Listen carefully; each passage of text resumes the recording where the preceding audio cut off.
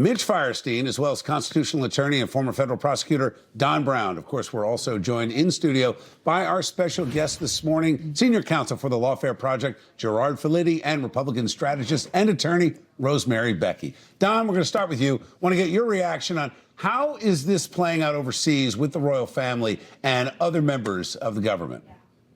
Well, it's interesting that King Charles took efforts to strip Prince Andrew of all his royal titles some months ago. It's as if this sort of thing may have been anticipated. It's interesting that there has now been an Epstein-related arrest in Britain, but not yet in the United States. And a lot of us are wondering when, how, why, how long we've got to wait.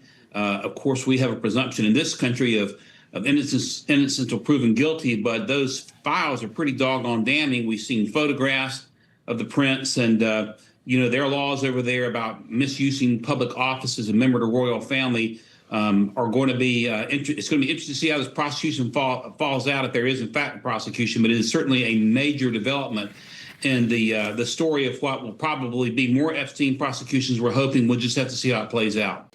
People forget, switching a little bit here, that we are still in a DHS shutdown. Republicans are trying to work with President Trump to ensure that members of the Coast Guard still get paid. Don, in your opinion, are Republicans going to have to make some serious concessions to get this shutdown to finally end? And how do you balance with our affects our national security?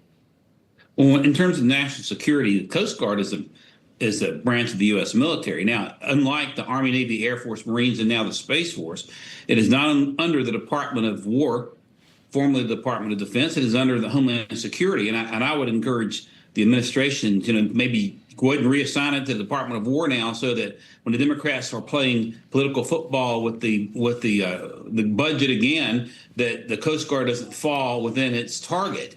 But I do think it's certainly a national security issue when you're threatening not to pay TSA agents, members of the U.S. Coast Guard.